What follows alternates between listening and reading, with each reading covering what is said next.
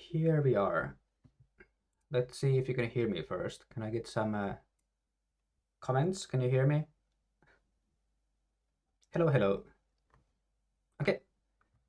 And I guess I don't think I changed any settings, so I guess the volume should be about right too.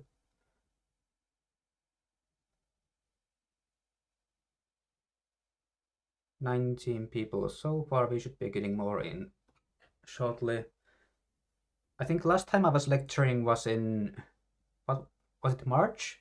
I think I did one game review lecture like 1 month ago, which I had to do like 5 game commentaries in one lecture, which was a bit too much. So today I'll try to keep a slower pace. The view is a little bit muddled for me. Can you see, are you able to read the chat normally? For example, I think my resolution is just bad here. I mean, the chat in the screen, in the stream.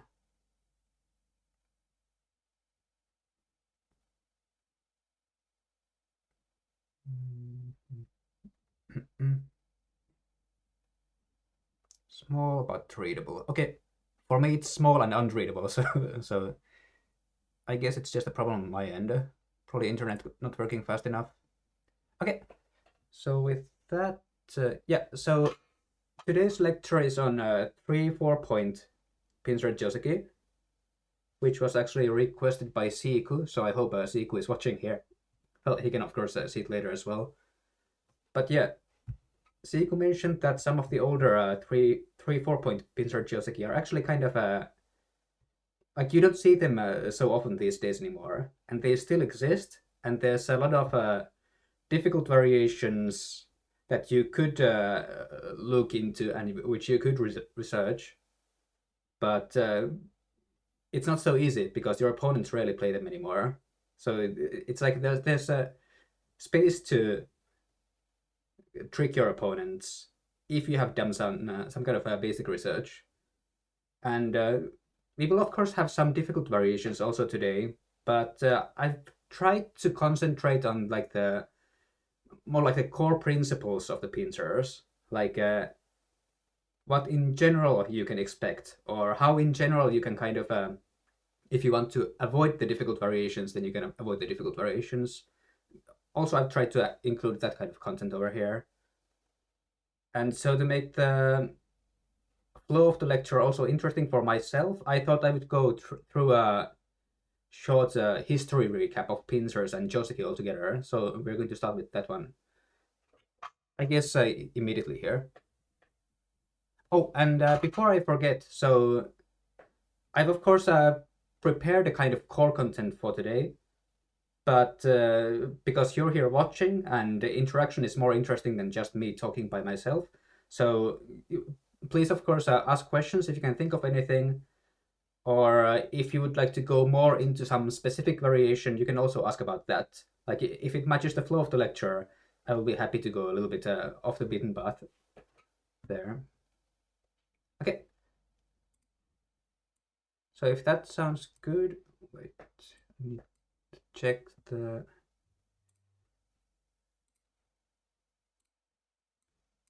brightness is a bit weird. Okay, yeah, that kind of brightness is better.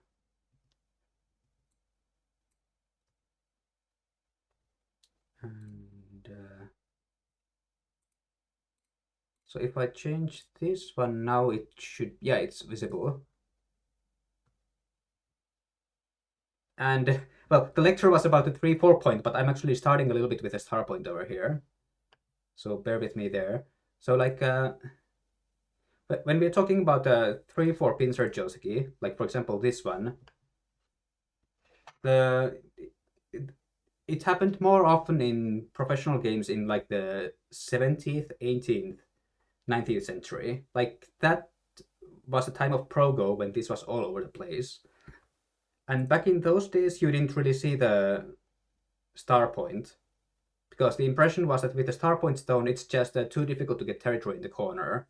So the star points basically only appeared in handicap settings, or possibly in the old Chinese setting where you have this cross opening. Black has a, well, both players have a diagonally opposed corners as star point stones, and that would become like a fighting game very quickly. But besides that, most players usually played a 3-4 point.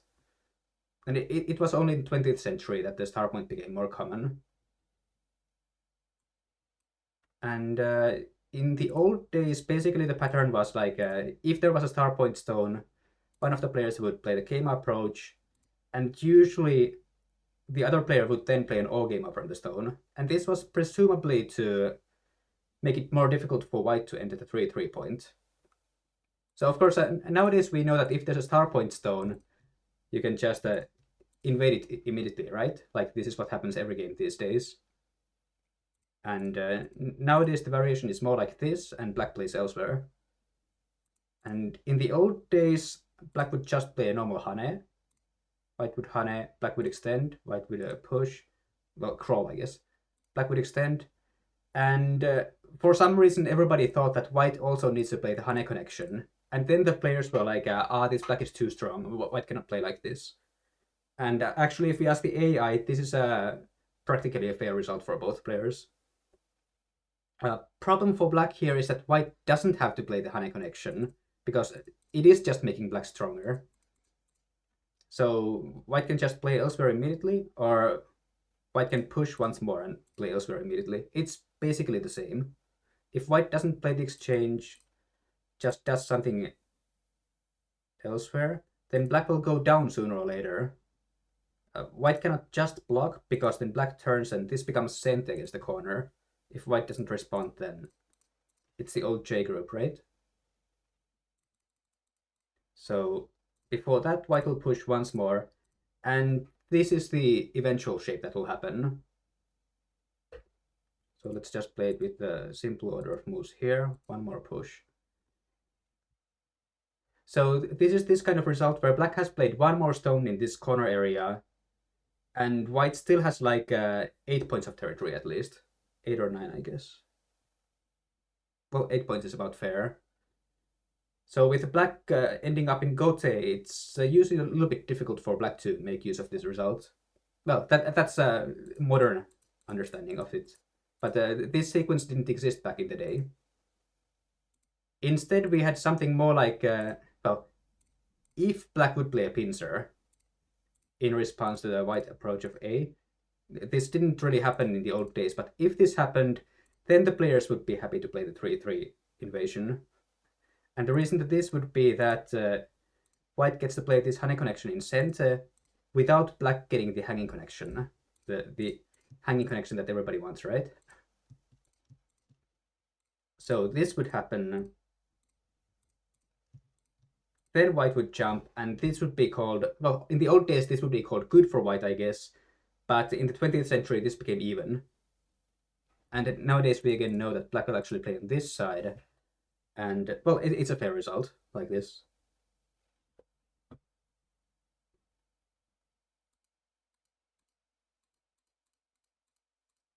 But so basically, why I wanted to start from the star point over here was that with star point Pincer, it's always kind of easy for the approacher just to take the 3-3 point, live in the corner, and then be done with it, right? And with the 3-4 point A here, there's no such easy move for white. Like if you try to appropriate the shape, it would be like playing around here. But this is going to be the most pitiful life you can ever. Actually, are you alive? You might not even be alive. So there's just simply not enough space in this corner for white. And so with the 3-4 point, when you play a Keima approach, the Pincer is actually kind of more powerful because it doesn't give white a simple single easy way out of it, right? Which is why arguably the Pincer Joseki should be interesting still with the 3-4 point. But even as I say that, actually the situation nowadays is kind of opposite, isn't it? Like more often nowadays, if you see black 3-4 point and white approach, usually black plays like diagonal or Keima, or maybe just a kick in the corner, right? And with the star point, Well, I guess we can still say that the Kema at A is the most common one these days. But you do see the pincer from time to time as well, right? Like in games where Black can, for example, build some kind of framework on the upper side. This probably still happens quite often. So it seems like some part of the logic here about when you want to play what Joseki has kind of turned upside down compared to 200-300 years ago. And there's basically no reason for this because the old sequences are mostly still fine. They might not be AI approved in the sense that they're completely optimal, but if you're losing like 0.2 points per move, then humans shouldn't care.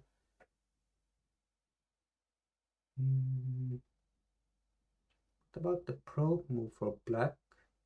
Second line 018.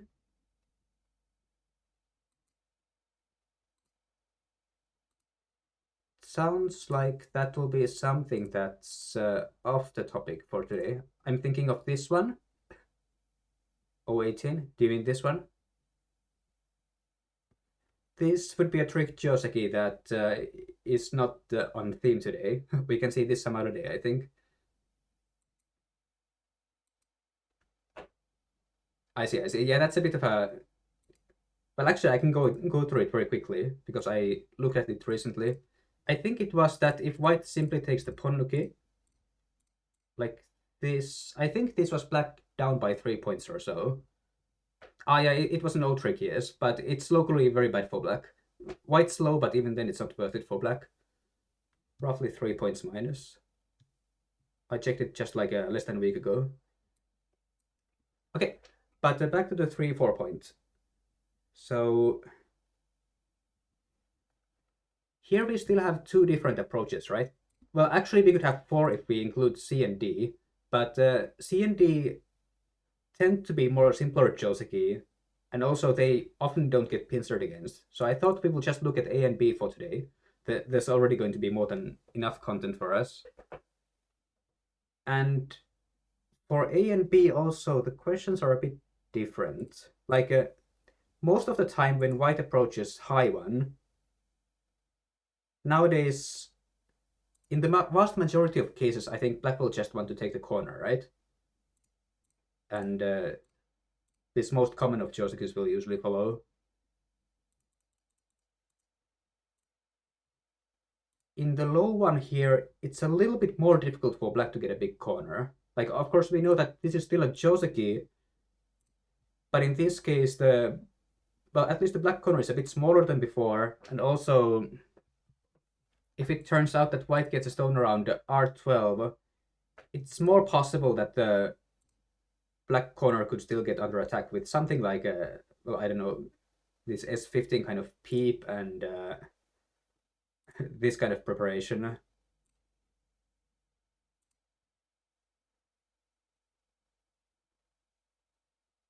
Most likely white can get some kind of a live around here. Or possibly from this one. Aiming for the cut and aiming for life in the corner. So, although we say that the corner is black's, it's going to have some slightly annoying future possibilities. It's not totally as strong as simply with the two stones there, which you get after the attachment of P17. So this is like the standard line for black when black wants the corner. And in cases where white plays the low approach, usually black thinks about something else. With possibly Q14 being the most standard option these days.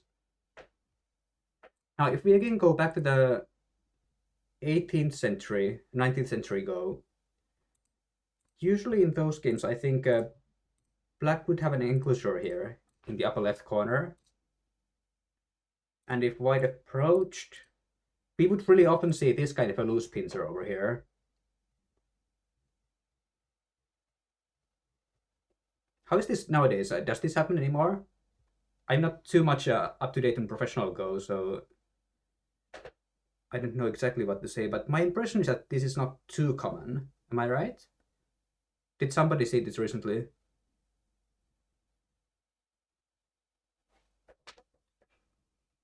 Maybe instead of 3 space, it's a 2 space Pincer these days.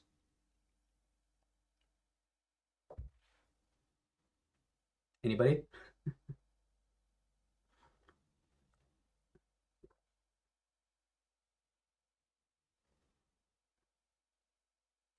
Saw it recently in a Shusaku game. Yeah, that one doesn't count.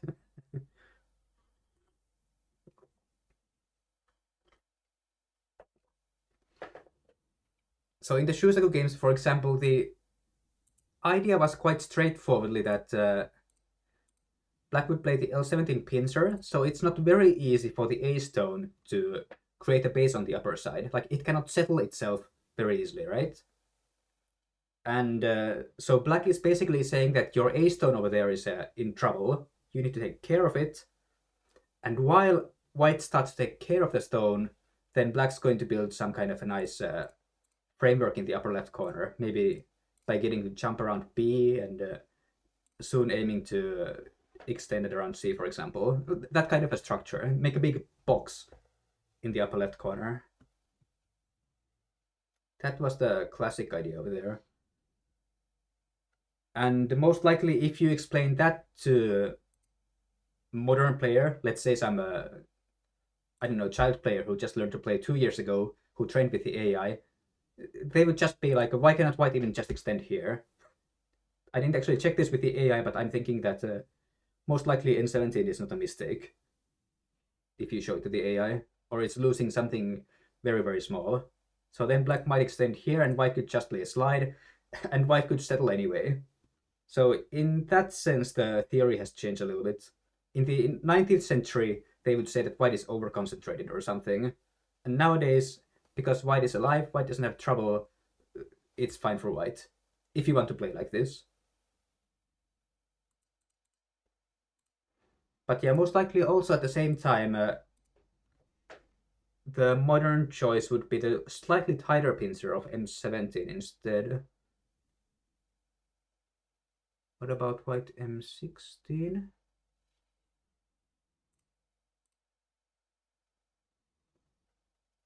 Also shoulder hitting here, huh?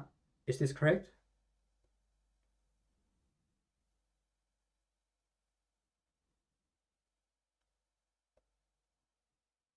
Okay, that's right. So, well, first of all, when you play the shoulder hit, you're basically asking the opponent to push at A, right? So that's going to happen. So I imagine you're going to extend, huh? So Marshall checked N16 against the 3 space low pincer. It was N17, right? Probably you just mistyped N16. Loses 0.3 points. Yeah, so this is minus 0.3 points, which is basically okay on professional standards, we could say. Yep, but with the shoulder hit, so Black will push, White will extend.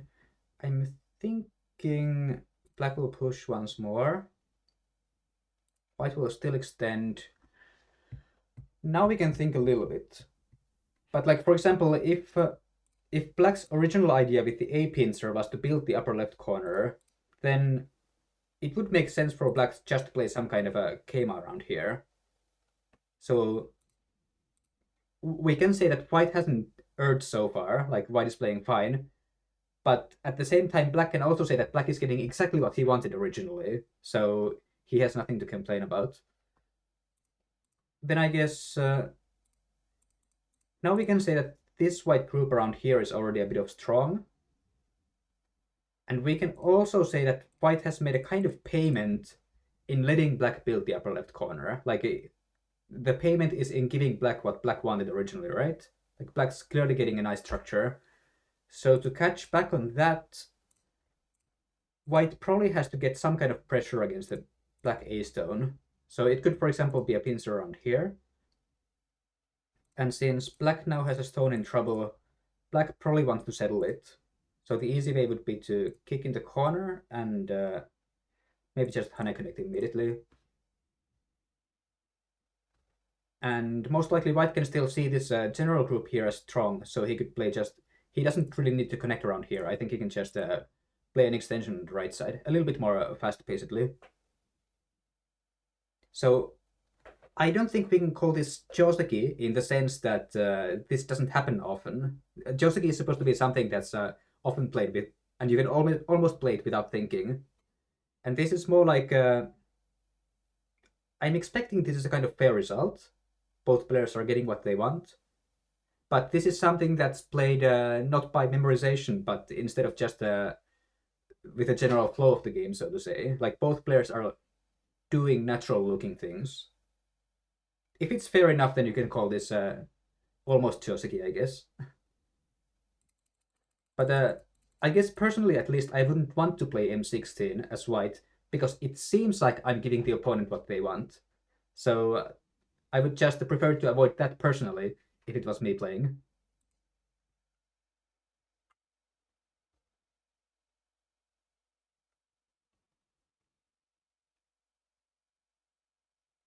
But yeah, okay, so going back to the 19th century logic, 18th century logic, it was basically make the A stone difficult to settle so that the black can do something else interesting while white has to look after the A stone. That hopefully makes sense. Like it's very different from just playing a Keima, letting white play a two-space extension, and now this white group cannot be attacked anymore. This is basically what it's trying to avoid, so to say.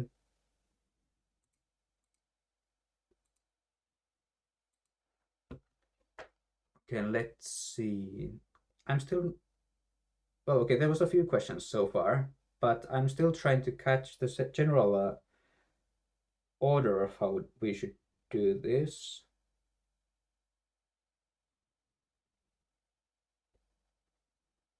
Cannot be attacked. I feel discrimination against Fox players. Yeah, I guess it's possible you could consider black would still pincer around here and white would slide and... Well, actually, it's pretty difficult to attack, though. How do you attack this?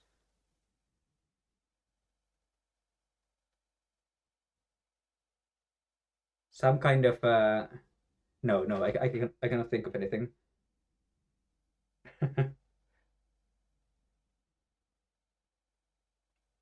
Black wants to watch white babysit his pincer stone while he's doing more interesting things. Yeah, that's a way to say it. 18 and 18. Yeah, I'm thinking you were maybe considering something like this and like a attach here and escape with the worst shape imaginable. And then you're almost dead, but not quite. But if, for example, this is sent, then you're dead. But you can try. It's true. You can try. Most likely it will not work out, but you can try.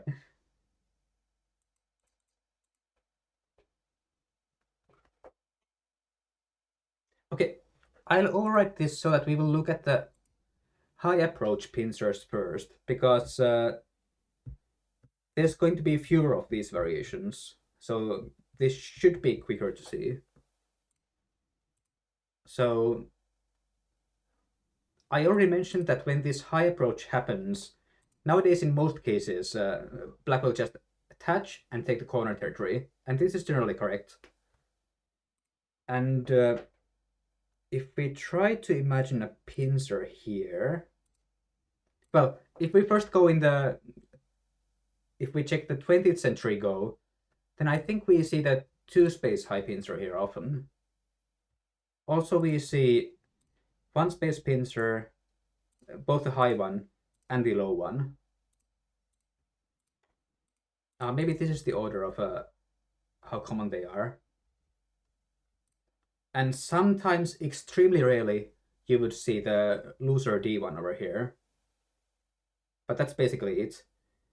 And maybe the most interesting point about all of this is that if you research with the AI, none of this is the best pincer. Like it turns out that the AI most prefers this arguably wonky two-space low pincer in response to the high approach, and this is because of a reason that we will see a bit later today. But okay, maybe first we will see the two-space pincer over here. So again, this is the logic is kind of similar to what we saw about the 19th century go for the low approach, right? For black to get white to care about the A stone while black does something more interesting. So that's the same thing still. And from white's point of view, now there's the question about how to manage with this thing, how to deal with the A stone. And there's several ways to go about it. Can I get some ideas maybe? Like what would you do as white here, the audience?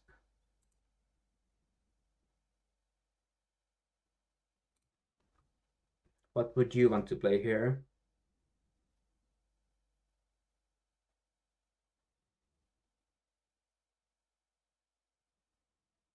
R17? Yep, that's one of the AI's favorites. Q14?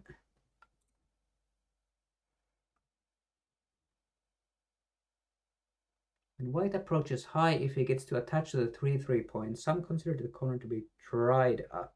Dried up is interesting. But that is true, yes. And okay, here we have Ogema as well.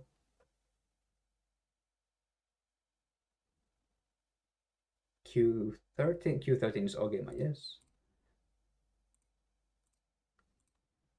Nobody wants to jump anymore, huh? Where's the good old one space jump? Too old nowadays, maybe.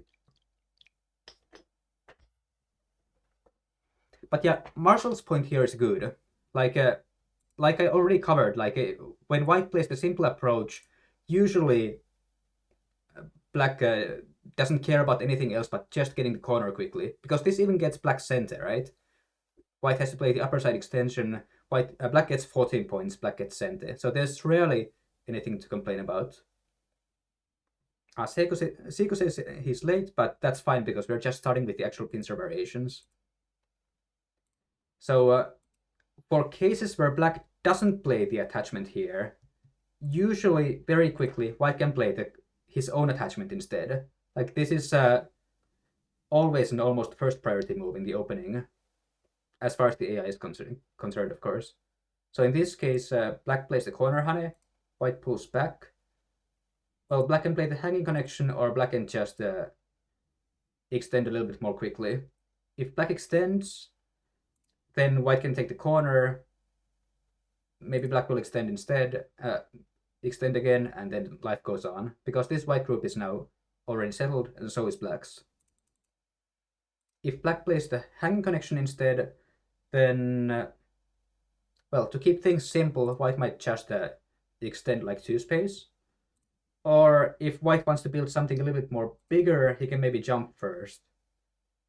Black might play around this schema, for example, and then white could do like,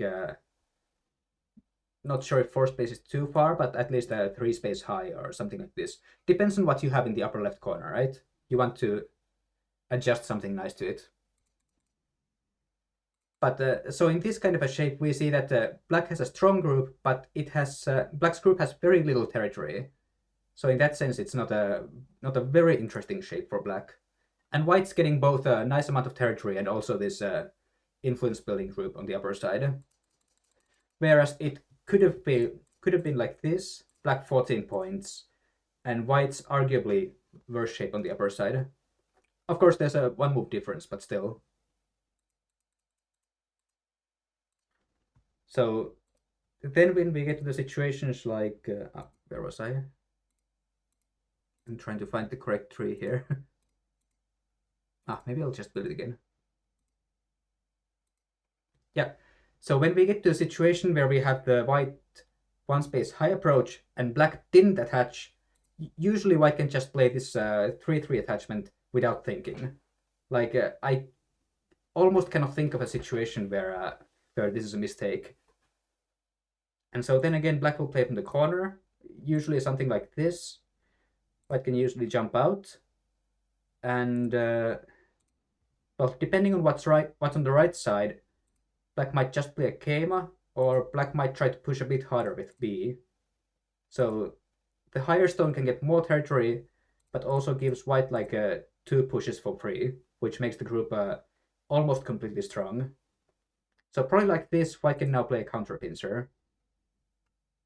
Uh, Black's fighting might be a bit scary, like that could get pressed by white. So black might first go out.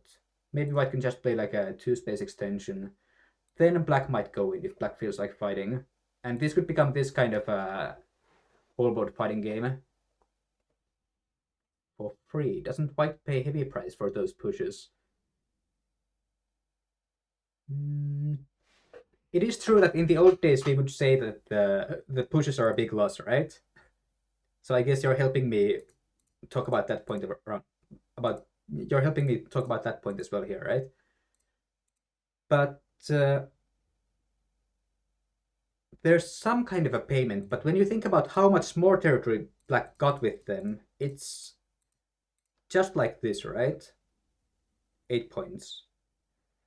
This was an 8-point improvement to a group that was already kind of strong. And of course, 8 points is something, but at the same time, also white's getting his group out in the center. Well, 10 came a bit later. But like, for example, in the opening, you can usually think that that one move is worth about 12 points on average. Like if you exchange regular opening move for the opponent getting 12 points of pure cash, then the trade is about fair. So if at this point we consider this white group here as something that's still under attack, something that has to be strengthened, then it's probably not too bad to pay those 8 points to be able to get Sente to go elsewhere first. To get a normal opening move in exchange for black's those 8 points and somewhat improved shape on the right side. So at least that's something that should be conceivable. Also, black can't build something big on the right side anymore, right? That's arguably one of the bigger differences here. I mean, the bigger questions. Because most likely in this game, white's going to have the lower side corners, right? So the right side shape is going to look like this. And in this case, it's true that the right side cannot have a big black territory. And instead, if the game looked something more like this, how is the number of stones here? Maybe like this? Ah, yeah, this is even. So about this one, I would be a little bit more careful about. Because in this case, it's possible that black's going to soon play this kind of a Keima to actually make a big framework on the right side. So this could be something that makes the A push and so on a deal breaker. Like this might not make it worth it for white to play like this. But that's usually not the case when this Pincer Joseki gets played. Usually white's on the lower side, black's on the upper side.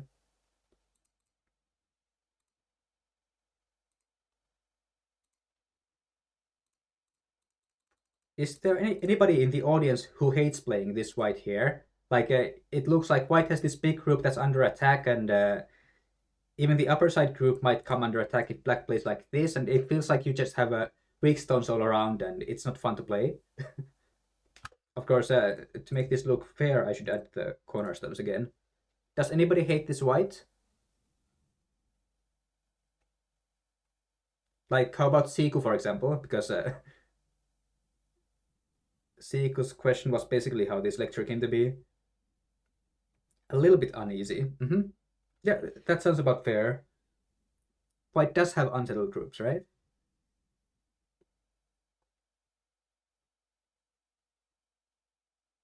I just always try to convince myself it should be fine. I would be stressed. Yep. So, well, when it comes to these 3-4 point pincer variations, quite often this is the kind of result you expect. Like, because it is the case that when the A stone gets pincered, it cannot so easily settle itself most of the time, right? I mean, that's why black is playing like this. But from white's point of view, black's actually not getting all that much territory around here. Like white has the lower side corners, so white can still expect more profit over there.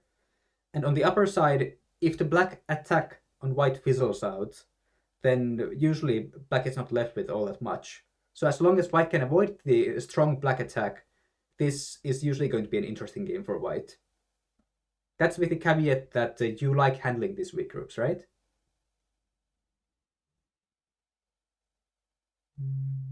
Okay, let me check the comments here. Ah, even Jeff will not do like this. Jeff will play the O game, I think. Well, we will see that in a bit. But like, for example, here, if you want to make things really, really simple, I've actually checked it with the AI, and it's fine if you just try to create a base for this white group. Like, arguably, just playing like this is a little bit bad. Just a little bit bad. But you can play like this. Now the white group is totally alive. You can maybe even play some kind of pincer on the right side, maybe around here. And this is not a big loss according to the AI. It's something that you can consider as white. And this is if you want to be absolutely safe. If you want to stretch a little bit, you can attach around here. So if black blocks from the outside, white pulls back, black connects, and now it's an even more comfortable life for white on the upper side. So this would actually be more like a good result for white here, even with the upper left as a kind of ideal black shape. So black will actually play a Hane on the inside here, but white can play a counter Hane. So if black starts fighting this, black needs to do something risky like this, for example. But this means that the M16 stone and the upper side black stones cannot really survive at the same time. Or at least black's going to be under heavy pressure here. Like this, and you need to leave very small like this. The right side black group is over there as well. And on the upper side, white can always get either this kind of jump or a 3-space extension. So it's going to be easy for white to live around there. So this is generally just purely out for black. Black can do like this. So if I remember right, black simply... Which way was it? I haven't checked this recently, but is it just a connection? And white can play a hanging connection here because black actually cannot cut white neatly. Black can cut white with a bad shape, but that's usually not really worth it. Of course, the Atari is also sent it. But like if this happens, for example, then I'm guessing that most players would already be kind of happy as white, because now white gets to live on the upper side, making territory and totally avoiding the black attack, right? Also, this is assuming that black is playing the A pincer because black wants the upper side, and the right side is supposedly not interesting. So black's getting a wall in what should be an uninteresting direction here.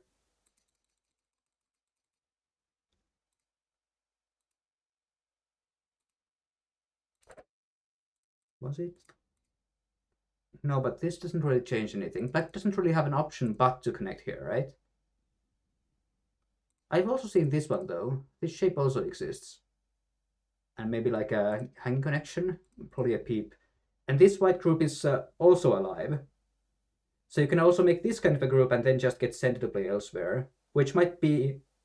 This could possibly be even easier for white to play like this, because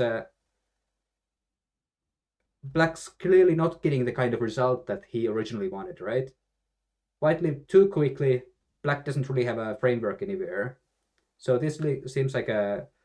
For white, this would be easy to combine with the rest of the board situation. In general, I would not recommend this move, but if you really want to just live with the white group, it's actually feasible. A proper option here.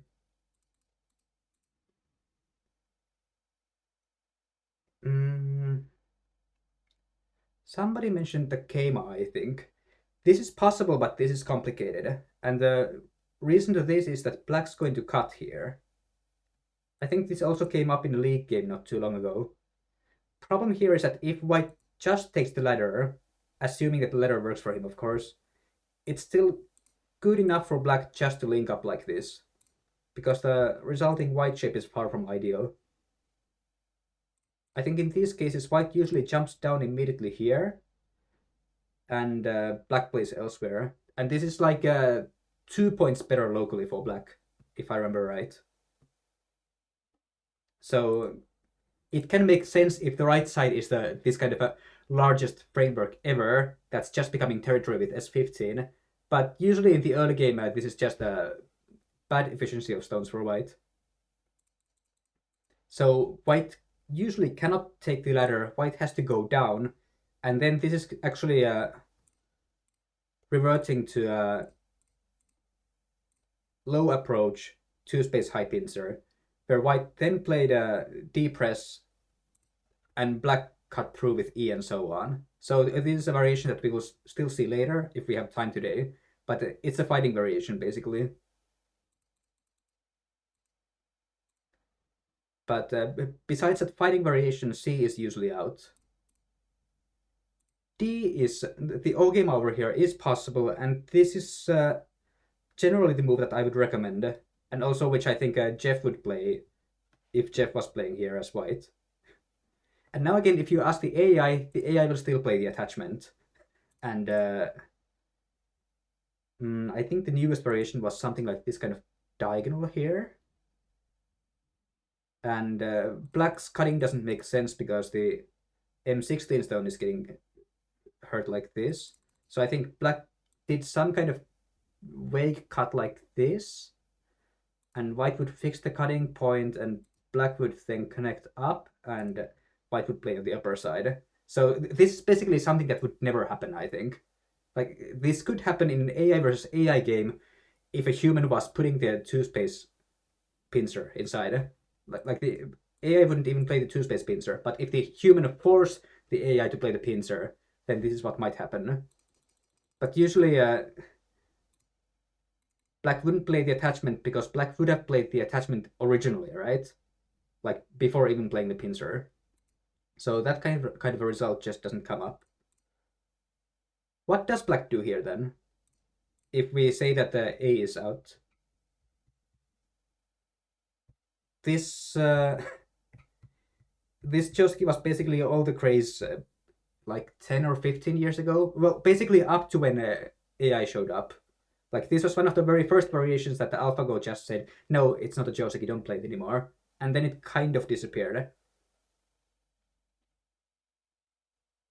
I mean, it disappeared because it was bad for black. White's Ogema is a really good move, if you know the variations.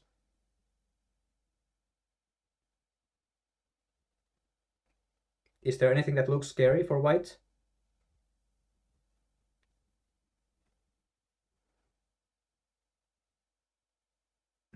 I heard One Piece say S15 is the move. That's not me, right? S15 is a move, but not the move, I think. I expect people who play this pincer to enter the magic sword. Yeah, that's about right. So the magic sword being the attachment here, right? And white's outer hane, black extends, white bumps, black jumps. Okay, disclaimer, the following is not Joseki. The following is how it used to be played. So white would just take the corner, and white would push here. This is a really bad move, by the way. Black would then cut here and make the white right side stone useless. White would fix all of his shape like this. Black would extend the right side, and this would be it. And I think if this exactly happened, then the result would be kind of fair. Problem is white doesn't push here because white can just go down instead and play like this, get center, get a bigger corner, and not totally waste the Q13 stone.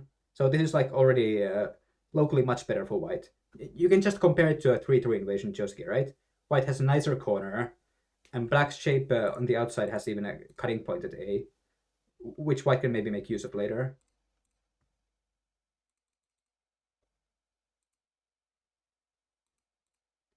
But even compared to that one, it's still better for white to just push through here and take hold of the corner. So this one, what was the newest one again? I think black plays usually hane first. So white just cuts and takes the corner. Black then cuts, and usually this happens. So, well, it's still basically the same thing, right? White has a huge corner and center, and black's outer shape even has a cutting point to make use of. So this is just great for white in most cases. So because of that, this jump doesn't exist anymore. Black will pull back, and now in the simplest case, white will play in the corner, then black pulls back, and now we have this variation, right? So slightly better for black than before, because the white corner is a bit weaker, but still better for white locally.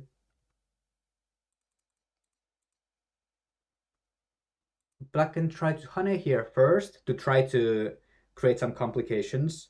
Like there was this old, really complicated Joseki, which was like white.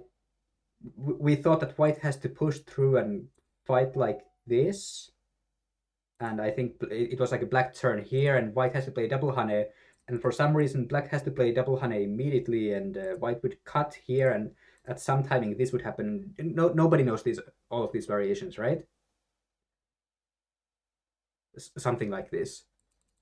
So we don't need to know any of that. We can just play double honey in the corner. Black cannot take the stone because then white's just going to come through and capture in a net. Not even ladder, just nothing. Double honey, black still has to pull back. White plays hanging connection. Black can still cut, but it's basically the same. White still has this strong corner and center. Arguably, for territory, this might be a bit better for black than before, but locally, white is still favored. And that's pretty much it, actually. I mean, if you play this attachment and the extension, then that's how this is going to go down. And white will always take the corner and be happy with it.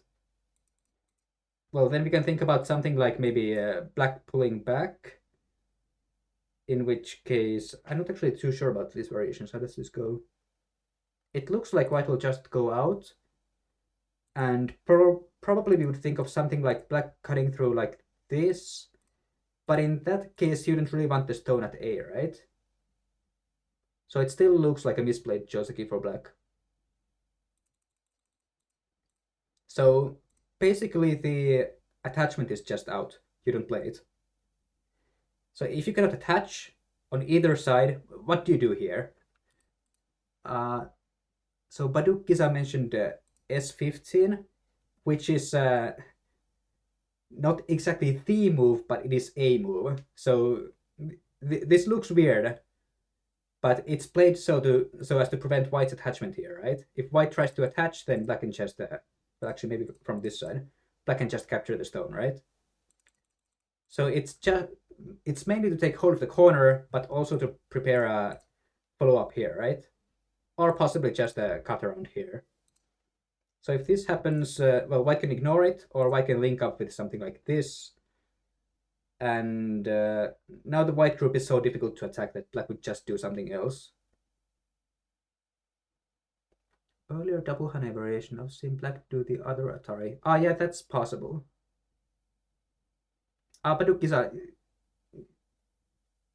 that point, I may have said that it's one of the most interesting local moves, which it is, yes. But like more oftenly, black will just play elsewhere immediately because there's not a very good local option here. Isn't S15 the move when it's white's 4-5 corner? That's basically where the shape comes from, right? Like when we have this shape, well, usually white ignores once more, black attaches, then white plays here, basically to set up the A cut and the B follow up. So that's the kind of Tesuji this is. But same core idea, basically. And Oge89 asked about this cut, which is also an option, yes. So then like this, I guess we still play the Atari, huh? Might just take instead, but could also take the Atari and this way. Still looks basically the same, right? Still a strong white corner and white center.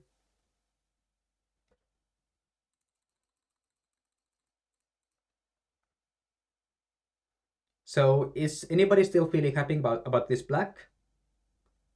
Let's ask Siku if there's anything wrong with this white Ogema.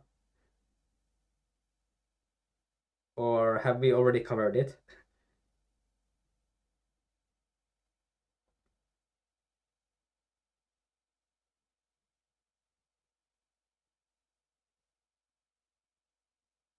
Okay, it's usually but a sequel also plays. Yep.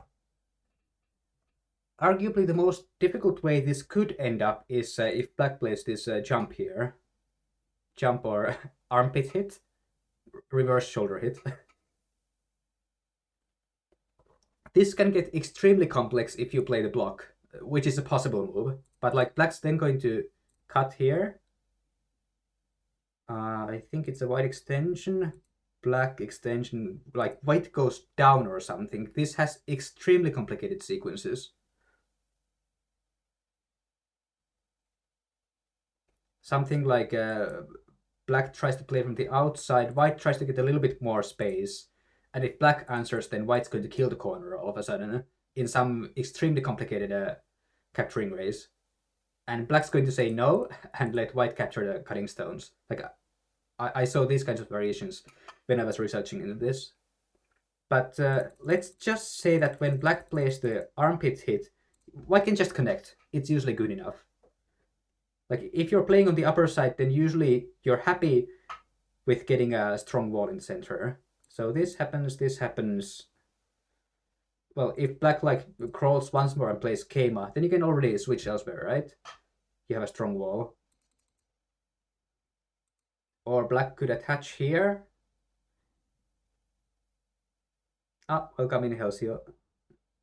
Ah, summertime, yeah, right.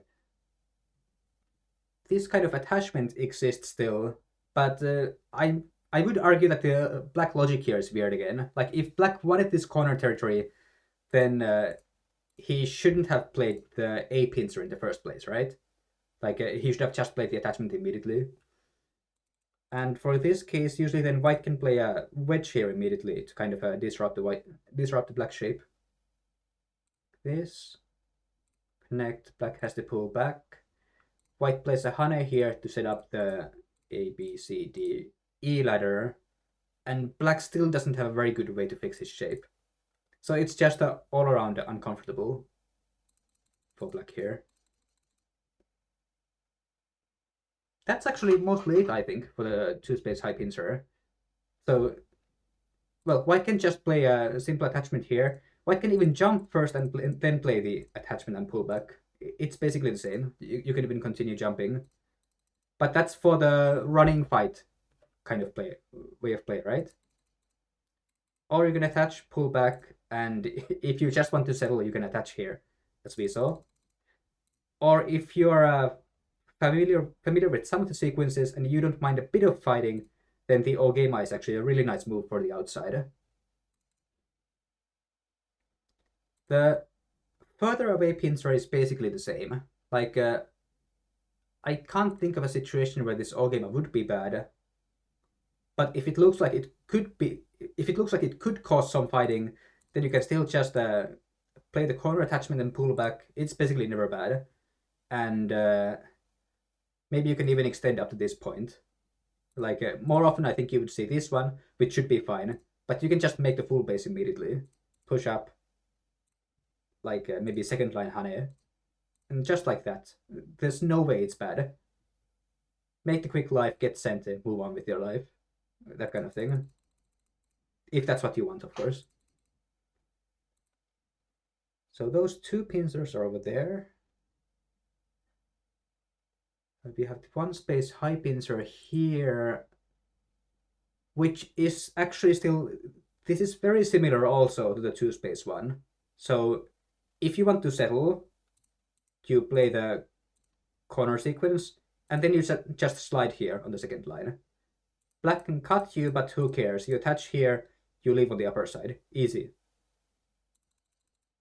So black cannot cut, but that means white is basically strong already. White has a eye base on the upper side. Or if you get sent to move on with your life. I like it. That's it, right? So if you feel like a running fight is okay, you can jump. You can then attach in the corner, or you can do it in the other order as well. You can first do this, and then you can jump out. So like black plays this kind of game, and you play some kind of counter pincer on the upper side. It can be one space. I don't see why it couldn't be two space. It could be high if you feel like it. And it also, of course, depends on what we have in the upper left corner, right? But for example, if you play a low one here and a two space extension, then it's kind of difficult for black to attack the two stones. Black can peep here, then you keep on running out. So first group, the two space extension is already fine, and the other group is running out, so it also shouldn't get in. It shouldn't get in big trouble. Easy enough. Or if you feel adventurous, I guess you could still try the O game up, but this could get a bit trickier. I think there's some complicated Joseki variations where black bumps and then cuts white like this. What's the difference with one space versus two space pincer in the last variation?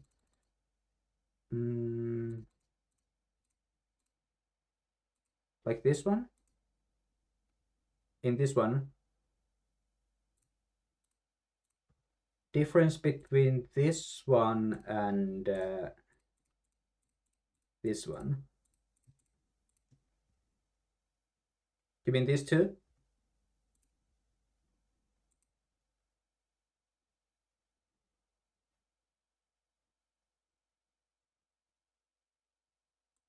I mean in white's counter pincer. Oh, but this is white's counter pincer.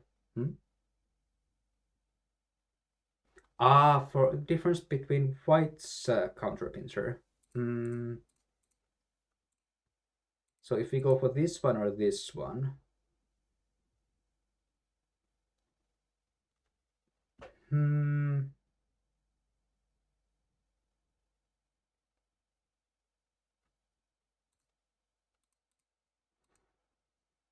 That's a difficult question, but I would argue like, hi Eskil, welcome in.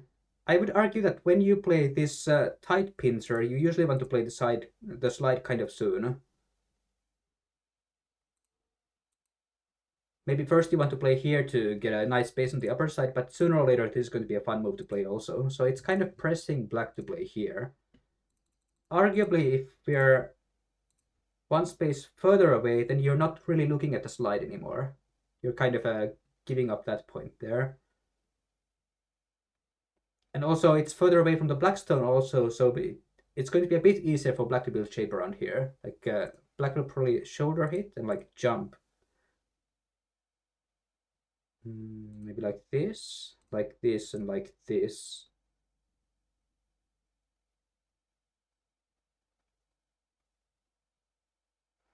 But like, if you're asking me like what is the fundamental difference between those two pincers, it's kind of hard to say. They both have kind of the same idea in getting white presence on the upper side. They just have a difference in how they're starting to build the shape, right? Like in this way, it looks more likely that black's going to answer with this kind of a jump, which is going to cause white to push out and lead to this kind of a running fight here, right? And with the closer one, black's more hurried to get out first, but then black's also kind of hurried to get this shape point over here. So we can say that the right side white group has a less eye shape in this way, but the upper side group will have more space. Seems the tight pincer is more straightforward. That's also fair to say, yes.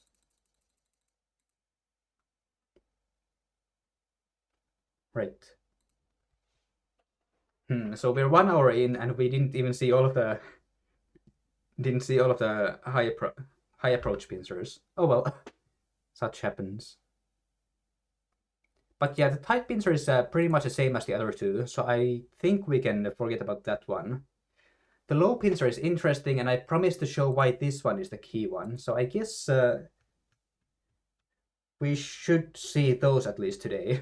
And it seems like the low approach pincer Joseki has to be left for next time. It's not a 3-hour lecture, yes.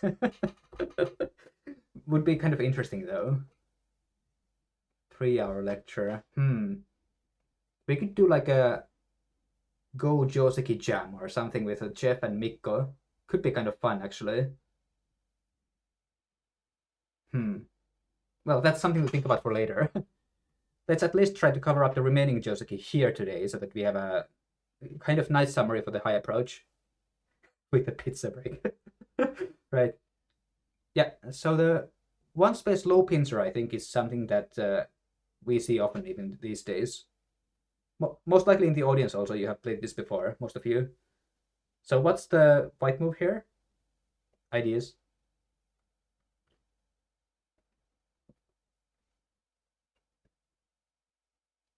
The pizza Joseki.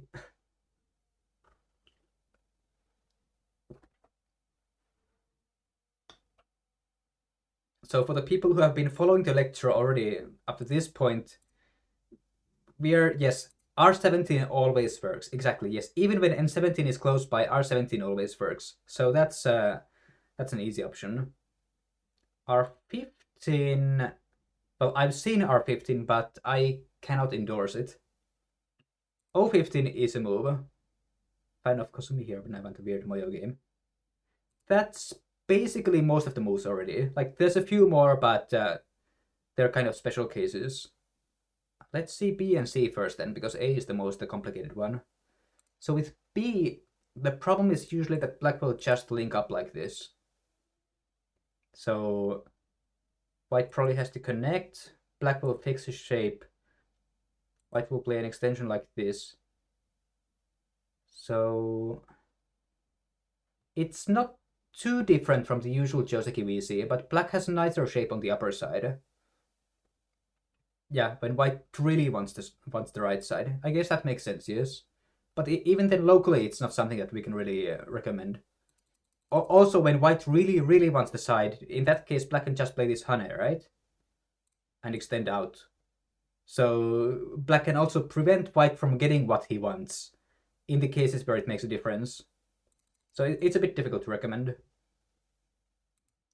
The Kosumi is a possible way to prevent black from connecting. Like, without doing anything, black can attach here, right? And this is a non-cuttable shape. So the corner becomes territory. That's what white basically prevents with the diagonal. But also at the same time, white's setting up this press over here.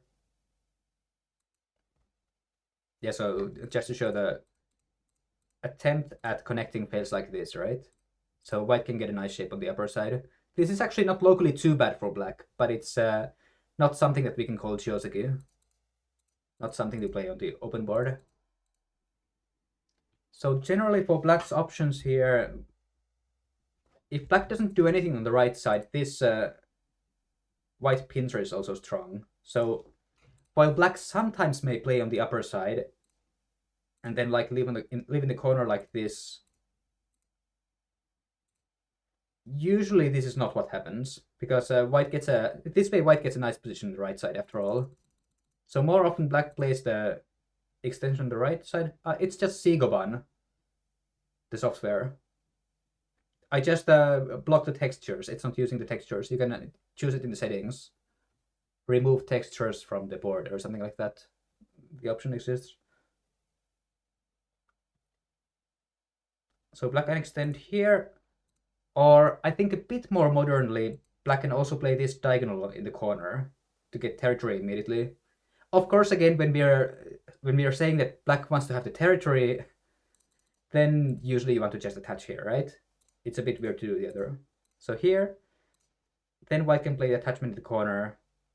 To keep playing logically, I think black would play the corner Hane and defend like this. Let white play the press, and then jump, extend on the upper side.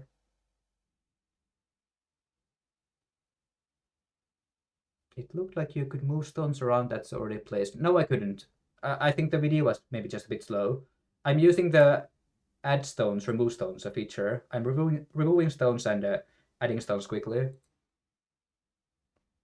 Or otherwise, I'm looking at possible moves like this, but this is just hovering on the board.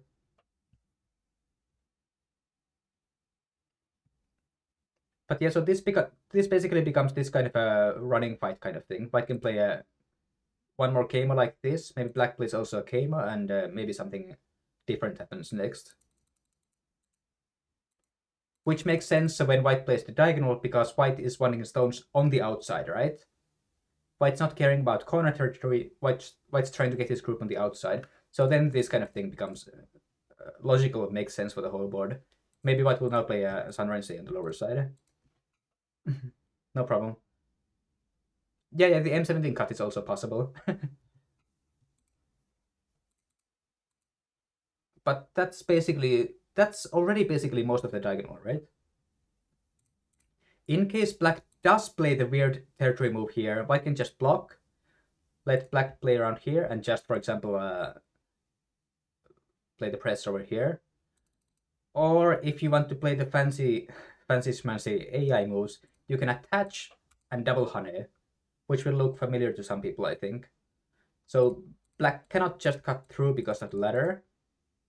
Well, black could sacrifice one stone, but it's not quite good enough in that case. Black's going to be a bit busy on both sides like this.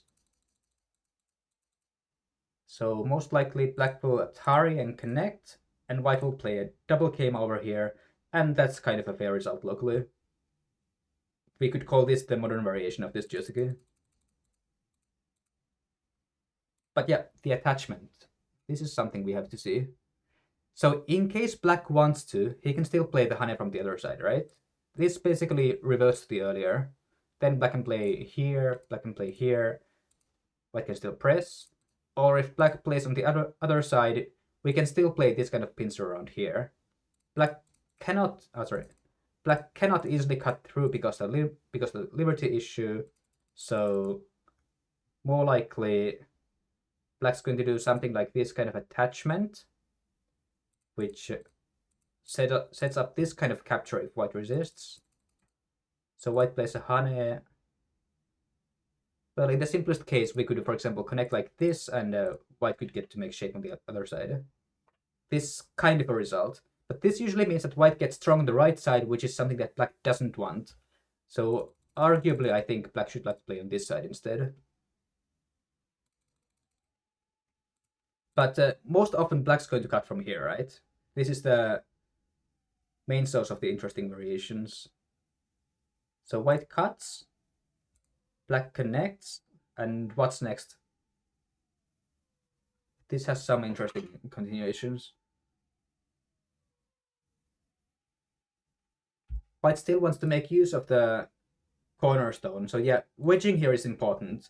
It looks a bit tricky because there's so many different white stones and none of them are settled. But this is a key point for creating cutting points in the black shape. 9 out of 10 Fox games this happens. Huh.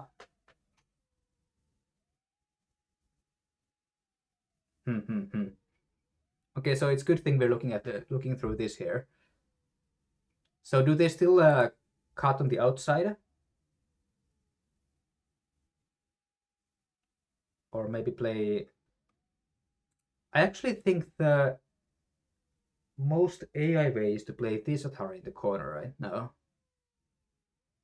In which case, to keep it simple, white can just cut through, give the Ponnuki and play around here. And black can play elsewhere. So this would be a simple way, but okay, so in the Fox games, they still Atari on the outside. So white will still go down, because the two stones are not getting captured right now, so this is preventing black Ponnuki. And then black plays Atari, white can go out, white's still not getting immediately captured anywhere, and black defends here. And, okay, this is the main point of interest in this Joseki, actually. There's a ladder that makes a big difference. So if the lower side is white's, basically always white wants to turn here. And then the ladder is at this connection.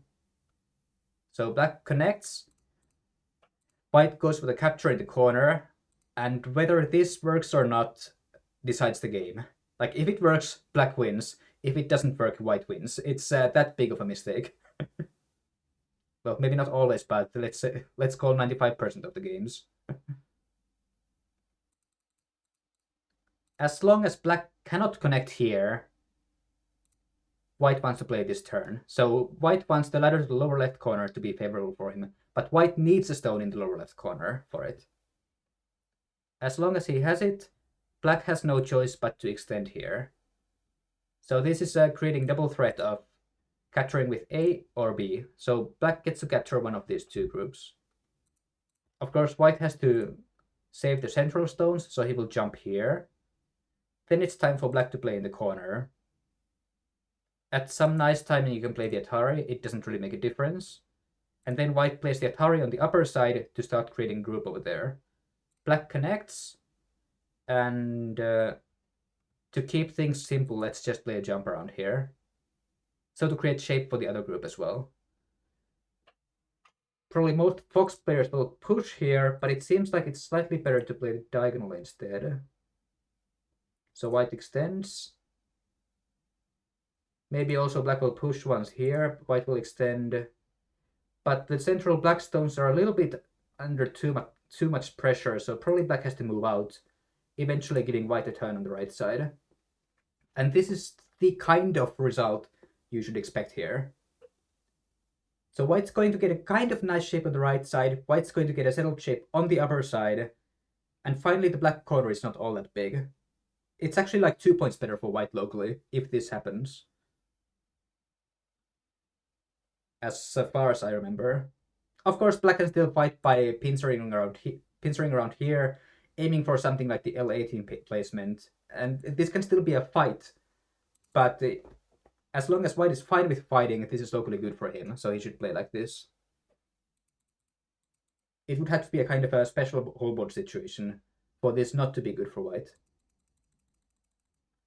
When that happens, and white doesn't want to fight, then white will just capture the one stone. So mostly making sure no one is building anything there. Yeah, that kind of a result, basically.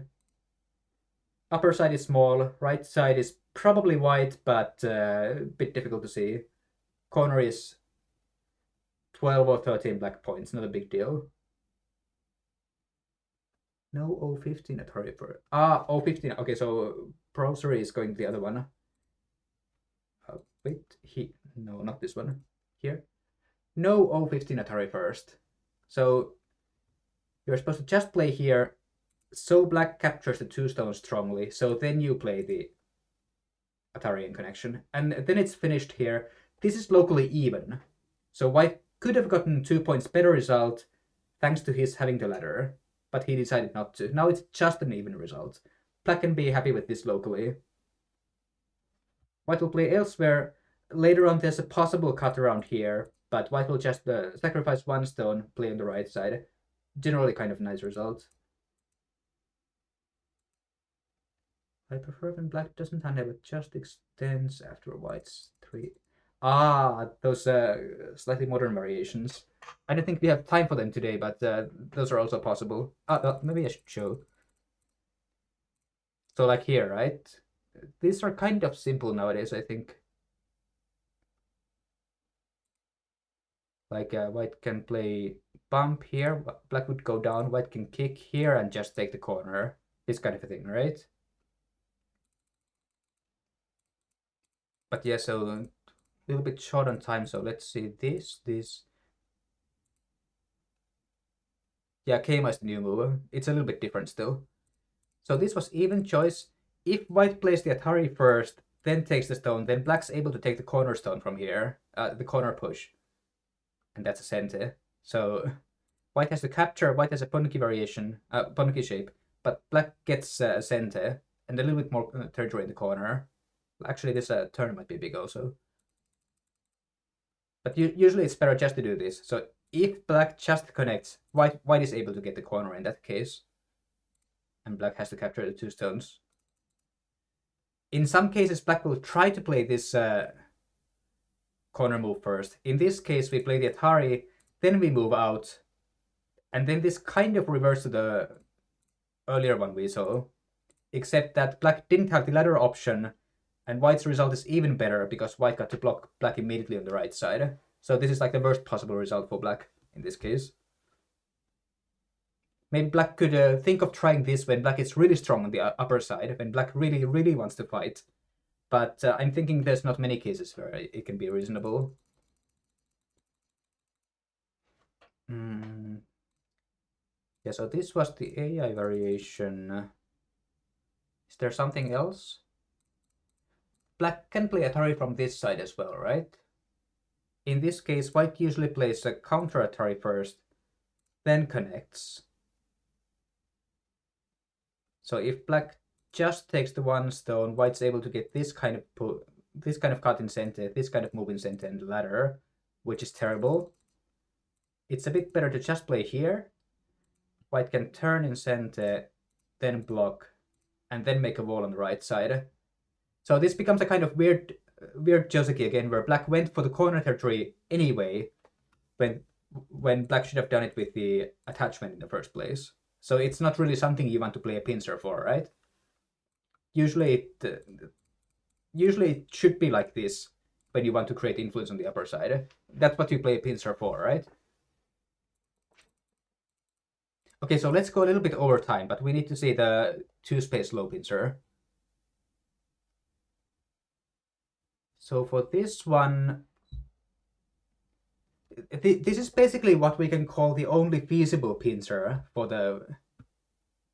I mean the pincer, when you actually want to attack white, when white plays the 1-space high approach.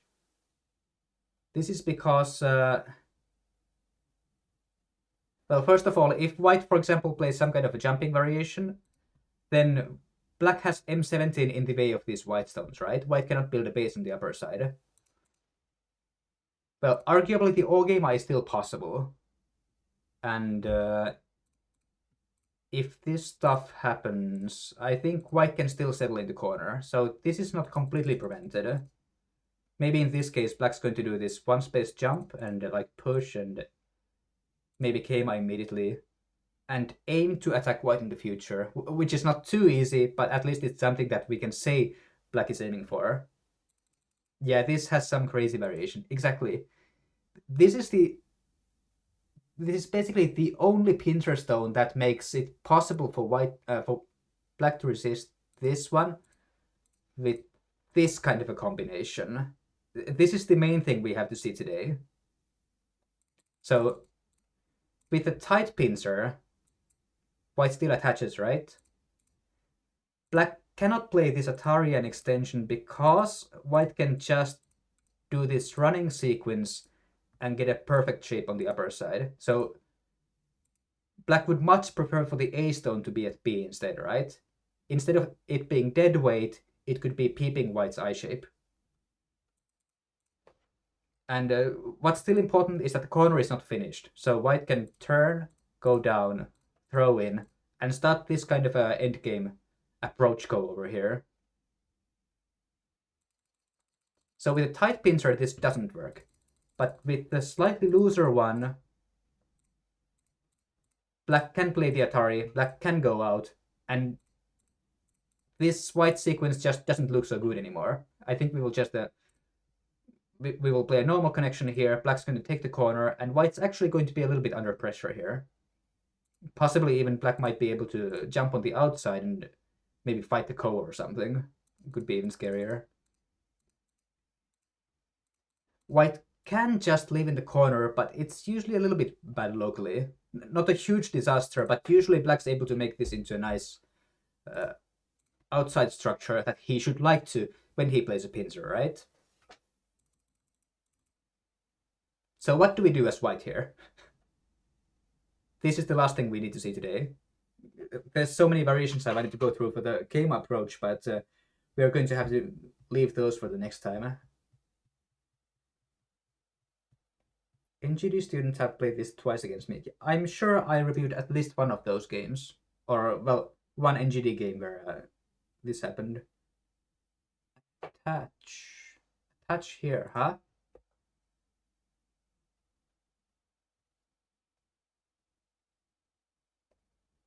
R14. R14 looks like black's just going to go out here. Like, R14 doesn't immediately connect to anything else, I think. Some kind of driving thing and then aiming for this. Theoretically possible, huh? So to get the P15 stone in center.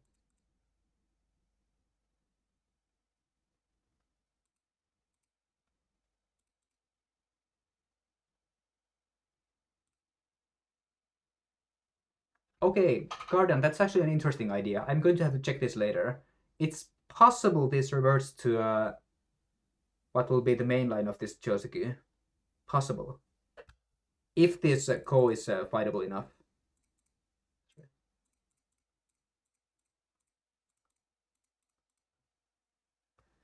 2 moves, 3 moves.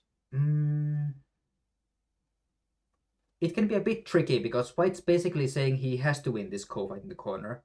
And black's going to get 3 moves elsewhere. It's a bit scary, I would say. Maybe possible, but scary. For n17, I think black's going to push here. So white's going to bump that center against the corner. Then like this. It's maybe not a disaster, but maybe also not the best possible result. Like black's going to sacrifice the 1 stone, right? And it's possible that this white group is still not totally settled, and the black corner is already safe. So this can be a bit annoying, I think. Somebody, Helsio said Q14. That's basically the move, we can say. The Joseki move. So to keep things simple, black might just take 2 white stones in the corner. White can play a forcing move here. It can be slightly better to play the Keima instead. So black bumps and like this, and then white blocks here.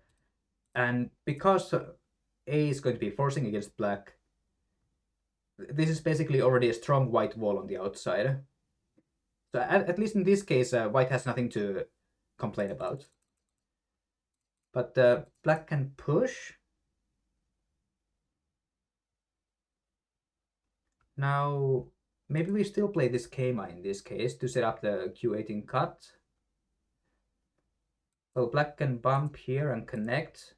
White cannot simply play in the corner because black can link out like this. This is also one of the main functions of the M17 pincer.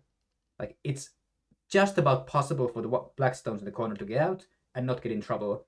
And as a result, the white stones in the corner will die. So white has to play here first, letting black get the corner, and then white plays this second line move to create an ith for his group. Maybe it's also possible to extend out here, but actually black's going down here can be a little bit powerful because it's starting to build the upper side and also putting some pressure on the white stones. So usually white will want to play this Hane pretty quickly to settle the stones. That's a possible variation. Or we could argue that since black has the M17 stone, it would make sense for him to try to connect here. In which case, I'm thinking white will Hane once. Black will still try to connect. Then white will block here. Black will play in the corner. White will throw in a stone here. Maybe play the forcing moves and then try to play on the right side. And later on, there's going to be some kind of aji with maybe white playing at Hari here, maybe black fighting against it, and maybe something like this happening. It's a bit hard to say, and it depends on the game, of course. Is M18 better than M16? For that one. Where was it? This. M18 better than M16. When I check with the AI, it's usually M18 that shows up, yes. Like with the upper Hane, it's still possible, for example, that black will start aiming for the eyes of the white group by going down. Or it can also become a territory for black on the upper side.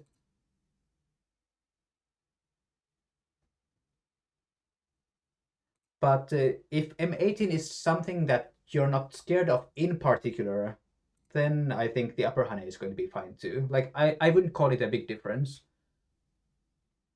In that sense, also, maybe you can also clamp here. You're saying that you can get to play either M18 or M16, so the group is going to be fine. That's also a possible move.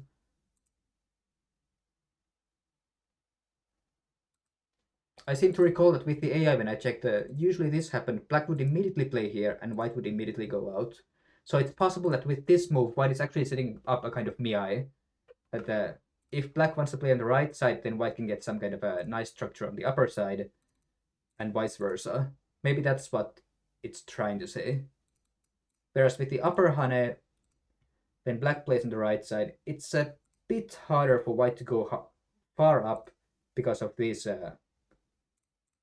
kinds of black resistances, right? So this seems like white has to make a tighter shape, which is probably still not a big difference, though. Not a big deal.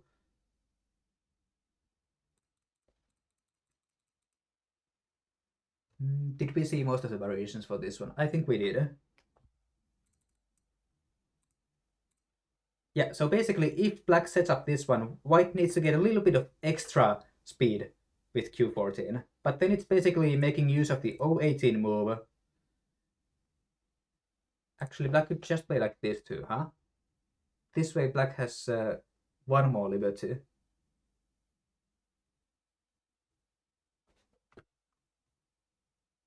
This could be tricky, actually, when I think about it. Well, to keep things simple, maybe white will just keep on extending the right side. Let black play this kind of a slide. And there's an immediate cutting point. There's an immediate cutting point, but all of these moves are already center for white, right? So we can call this group strong for sure. So white can play a pincer. Yeah, it's not a weak group. Not a weak group. Can white make call? So we are saying like this, right? Like this. Seems like we're one move late, right? Just one move late. Even if you get all of these, lose by one move. So like this, the corner can be... The corner white stones can be quickly captured. White gets P17 and a P18 in center, so the white shape is strong. So then it's going to look something like this.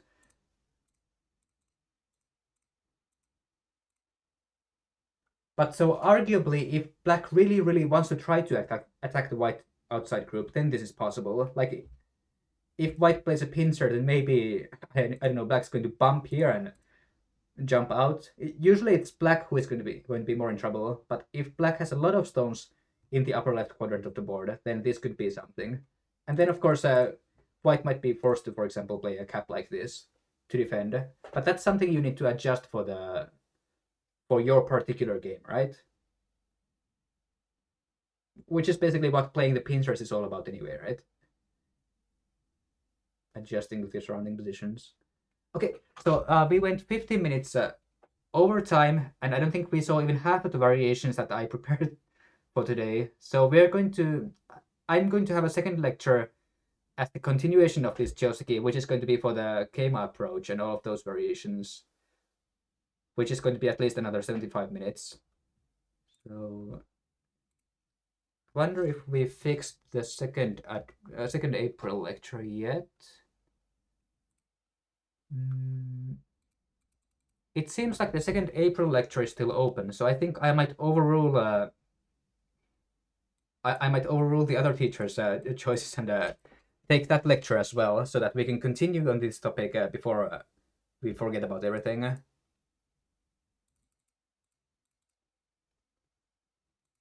There's the review lecture as well. Let's actually do it this way, that the next week's review lecture is going to be a continuation on the Joseki. So we're going to continue in exactly 1 week. And the April review lecture is going to be on the 23rd, that is in 2 weeks. So I think that'll be easier for everybody to follow, and we can close this topic before everybody forgets about what we were talking about. So with these words, we will see in exactly 1 week. And also, if you come up with follow-up questions or anything, you can prepare them for the next week, and I'll try to answer them. What about the reindeer, Joseki? Wait. What was the reindeer was a problem? What's a Joseki?